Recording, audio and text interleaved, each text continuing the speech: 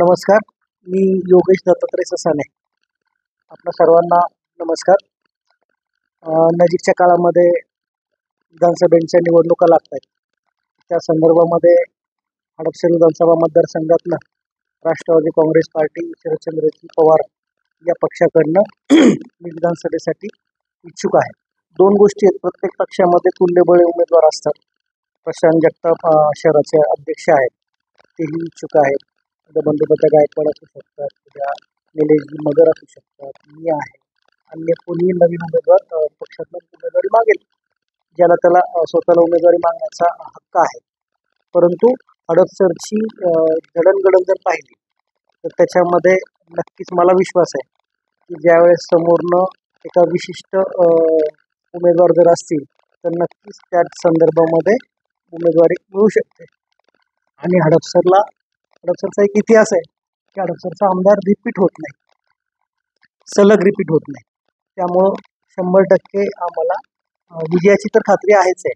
परंतु उमेदवारी मिळण्यासंदर्भामध्ये सुद्धा जे काही गोष्टी आहेत प्लसच्या, त्या नक्कीच या काळामध्ये घडलेल्या आहेत. त्यामुळे उमेदवारी निश्चितपणे मिळवताना फारसा जड जाणार नाही. परंतु मी ठाम सांगू शकत नाही. शेवटी महाविकास आघाडी 3 पक्षांचं मिळून आहे. त्यामुळे कोणत्या पक्षाला हा मतदारसंघ जाईल इथपासून सुरुवात होणार आहे. परंतु ज्यावेळेस राष्ट्रवादी काँग्रेस पक्षाला ही जागा सोडली जाईल त्यावेळी मात्र नक्कीच उमेदवारीचं पारडं माझा हडपसरचा उमेदवार म्हणून जड राहील, यामध्ये काही शंका नाही. तसंही असू शकतं. शेवटी असं आहे ना की गेल्या वेळेस सुद्धा टिळेकर विरुद्ध तुपे अशी लढत झाली होती. पूर्वीच्या काळामध्ये शिवरकर विरुद्ध विठ्ठलरावजी तुपे अशा लढत असायच्या. त्यामुळं जातीय समीकरणामध्ये बाकी कोणत्याही पक्षाकडं ओबीसी उमेदवार फारसा दिसून येत नाहीये. आणि आम्ही ज्या पक्षामध्ये आहे त्या पक्षामध्ये मी एकमेव त्या कॅटेगरीमधला आहे. त्यामुळं साहजिक आहे, जर समोरनं मराठा उमेदवार आला तर नक्कीच पक्ष ओबीसी उमेदवार टाकू शकतो. खरं तर ह्याचं उत्तर जनता नजीकच्या काळामध्ये देईल. नुकत्याच झालेल्या लोकसभा निवडणुकीमध्ये सुद्धा लोकांनी दाखवून दिलेलं आहे की कोण कुठं कमी पडल्यामुळं मताधिक्य मिळालं. 2019चा जर आपण मतमोजणी आणि मतांचा निकाल जर पाहिला, विधानसभेचा सुद्धा आणि लोकसभेचा सुद्धा, तर लोकसभेला कोमल कोल्हेजी त्या 5,500 मतांनी मायनस होते. त्यानंतर चेतन तुपे 27च्या फरकानं निवडून आले. तोच आता फरक यावेळी कोल्हे साहेब 13,000पेक्षा जास्त मताधिक्याने निवडून आलेले. त्यामुळं जनतेने एकूणच महायुतीला नाकारलेलं आहे. त्याला राज्य पातळीवरची गोष्टी असतील, देश पातळीवरच्या सुद्धा गोष्टी असतील. परंतु आमदार म्हणून कमी पडले किंवा काय, ह्याचं उत्तर नक्कीच जनता देईल. मी आता त्याच्यावरती भाष्य करणं संयुक्तिक होणार नाही लगेच. परंतु नागरिकांच्याकडनं जो आवाज येतो आमच्यासारख्याकडं किंवा आमच्यासारख्या सर्वसामान्य नागरिकांचा जो आवाज आहे, सर्वसामान्य घरातला मुलगा आता आमदार व्हायला पाहिजे. त्यामुळं आमदार चेतन तुपे कमी पडले किंवा काय, हे लवकरच जनता सांगेल. कात्रज चौकातला उड्डाणपुलाचा प्रश्न आहे. त्याच्यानंतर कात्रज कोंढव्या रस्त्याला जो विलंब होत आहे, गेली 10-15 वर्षापेक्षा जास्त काळ आपण पाहतोय की कात्रज कोंढव्या रस्त्याचं काम रखडलेलं आहे. वाहतूक कोंडी संदर्भामध्ये पुणे सोलापूर रोडची BRT काढायला 2019 साली मी स्वतः खर्चाने ती काढली. अगदीच हडपसर गावातलं गाडी तळावरचं जर फुटपाथ आणि हे जर पाहिलं तर ते सुद्धा मी माझ्या खर्चानं अमरावती लक्षात समोरचा काढला, कारण ती वाहतुकीचा अडथळा होता. ती काढून घेण्याची धमक कोणत्याही राजकीय पक्षाच्या किंवा नगरसेवकामध्ये किंवा आमदारामध्ये नव्हती आणि नाही.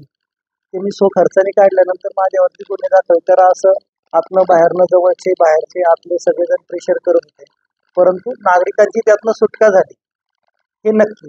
त्यामुळं तो विषय असेल किंवा कचरा प्रकल्पाचा विषय असेल, मी 2017 महापालिकेत आहे. पहिल्या दिवसापासून हडपसरच्या रामटेकडीच्या कचरा प्रकल्पांच्या संदर्भामध्ये मी आंदोलने केली. एका ठरावाला तर एका प्रस्तावाला तर 1 विरुद्ध 72 मतदान झालं होतं. त्यावेळेस ते आताचे आमदार ते सभागृहात होते, बाकीचे नगरसेवक होते. मग त्यांनी हात नाही वर केला. मग हडपसरसाठी जर 100% ताकदीनं चुकीच्या गोष्टींसाठी लढणारा जर कोण असेल तर तो मी आहे. हे लोकांनी पाहिलंय. आणि यापुढेही राहील. त्याबद्दल काही शंका नाही. एक तर माझं ऑफिस जे आहे ते ससानीनगरला मेन रोडवरती आहे. मी उद्या आमदार झाल्यानंतर मला म्हणावं लागणार नाही माझ्या घरी या, बंगल्यावर या. माझं मंदिराच्या जवळ ऑफिस आहे, जे माझ्या वडिलांचं गेले 30-40 वर्षापासूनचं आहे. आणि टू व्हीलरवरती, भोंग्यावरती लोकांनी मला कोरोना काळामध्ये अनाउन्समेंट करताना पाहिलंय. कोरोनामध्ये मी घरात बसलो नाही किंवा दवाखान्यात जाऊन बसलो नाही किंवा स्वतःला क्वारंटाईन करून घेतलं नाही. लोकांनी पाहिलंय की गल्लीबोळामध्ये त्यांच्या प्रश्नांसाठी फिरणारा एकमेव नगरसेवक त्यांनी पुणे शहरामध्ये पाहिलेला आहे. पुणे शहरामध्ये 162 नगरसेवक आहेत. त्यामध्ये एकही माझं मी सोडलं तर दुसरा कोणता असा नगरसेवक नाही की त्याच्या ऍक्टिव्हला भोंगा लावला आणि हातामध्ये माईक आहे आणि तो लोकांना जनजागृती करतो किंवा सांगतो. अगदी पाणी येणार नाही हे सुद्धा सांगतो. टँकर आल्यानंतर गाड्या बाजूला घ्या हेही सांगतो. त्यामुळं जनसामान्यांना जवळचा उमेदवार, आपल्यातला उमेदवार, आपल्यातलाच एक जण जो 2 चाकीवरती टू व्हीलरवरती फिरतो असा आमदार पाहायला नक्कीच आवडेल. 100% जायला पाहिजे, जावंच लागणार आहे. कारण असं आहे की ज्या गोष्टी राज्य शासनाकडनं होणं अपेक्षित आहे, जसं की मुंडव्याचा पॅरलल पूल आला, परंतु त्या ठिकाणी आपल्याला एक अंडरपासची गरज आहे मेन चौकामध्ये. त्यानंतर मांजरीचं पुलाचं काम संथ गतीने चाललंय नदीचं.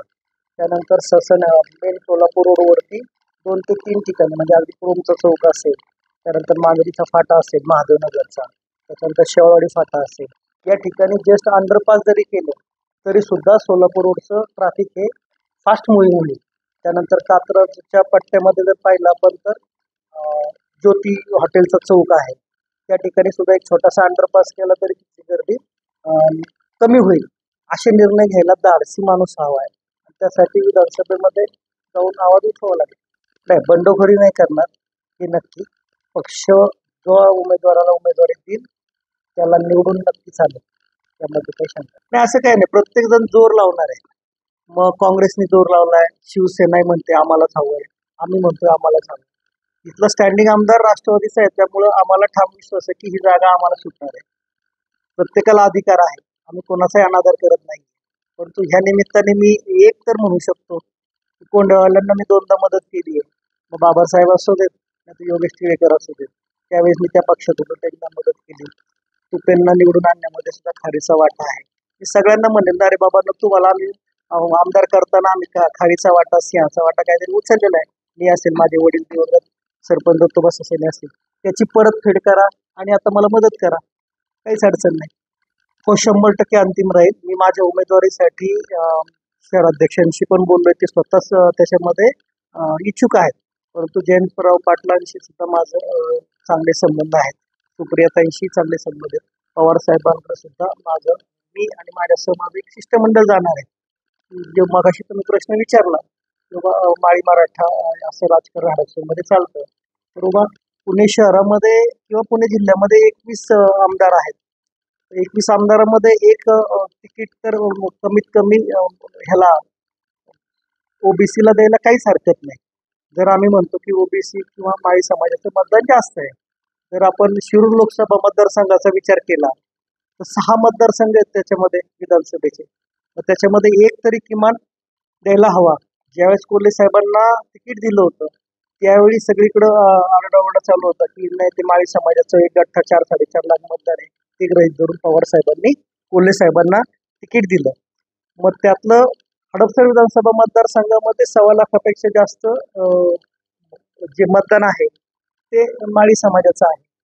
ते सुद्धा जर विचार केला तर पुणे जिल्ह्याचा विचार केला तरी हडपसरला एकमेव मी असा असेल की तो त्या समाजाच्या कॅटेगरीतनं प्रतिनिधित्व करतोय किंवा इच्छुक आहे. बाकी मला असं दिसत नाही जिल्ह्यामध्ये की ओबीसी समाजातनं कोणी कार्यकर्ता ताकदीचा आहे आणि तो तिकीट मागतोय. मग जर एकमेव हडपसर असेल तर राष्ट्रवादी काँग्रेस पार्टी शरदचंद्र पवार साहेब नक्कीच विचार करतील. 21 आमदारांमध्ये एक आमदार तिकीट पक्षाचं नक्कीच ओबीसी समाजाला देऊन ते सामाजिक समतोल साधण्याचा नक्कीच प्रयत्न करतील, ह्याबद्दल मला काही शंका नाही. राज्यातला संघर्ष जो तो आपल्या जागी बरोबर आहे. ससानीनगरच्या छत्रपती शिवाजी महाराजांच्या पुतळ्याच्या तिथं 8 दिवस सलग आंदोलन केलं मराठा समाजाने. त्या स्टेजवरती सुद्धा मी रोज सकाळ संध्याकाळ जाऊन बसत होतो. प्रत्येकाच्या भूमिका आपापल्या जागी कदाचित बरोबर असतील. उमेदवारावरतीच अवलंबून राहील की तो उमेदवार जातीवाद करतो का, हे महत्वाचं पाहिलं जाईल. आणि प्रत्येक मराठा समाजाला हे माहिती आहे, कात्रजपासून मुंब्र्यापर्यंत आणि कोण मांजरीपासून वानवडीपर्यंत, छत्रपतींच्या साठी जे मी काम करतो, छत्रपतींना आदर्श मानून, माझी किल्ले स्पर्धा असेल, म्हणजे पॅड छापतो ना, पॅड शाळेचं, त्याच्यावरती गेली 15 वर्ष झालं फक्त छत्रपतींचा फोटो आहे. जर मी जातीवादी असेल तर मी फोटो बदलला असता.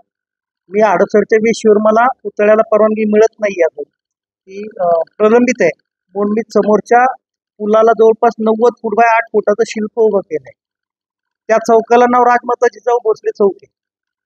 मी जर जातीवादी असतो तर एका बाजूला जिजाऊंचं केलं असतं, दुसऱ्या बाजूला दुसऱ्या महापुरुषाचं केलं असतं. मी दोन्ही पुलाच्या दोन्ही बाजूला, एका पुलाच्या दोन्ही बाजूंना जर 90 फूट बाय 8 फुटाचं शिल्प उभं करतो राजमाता जिजाऊंचं, तर मी जातीवादी असायचं कारण नाही. मग त्यावेळी माळी मराठा वाद होणार नाही, किंवा मी ओबीसी मधनं आहे, किंवा राज्यभर ते पेटलंय म्हणून कोणताही मराठा समाजातला तो शिवप्रेमी आहे, जो साहेबांवर प्रेम करतो, तो मला डावलणार नाही, तो मला मतदान नक्कीच करेल.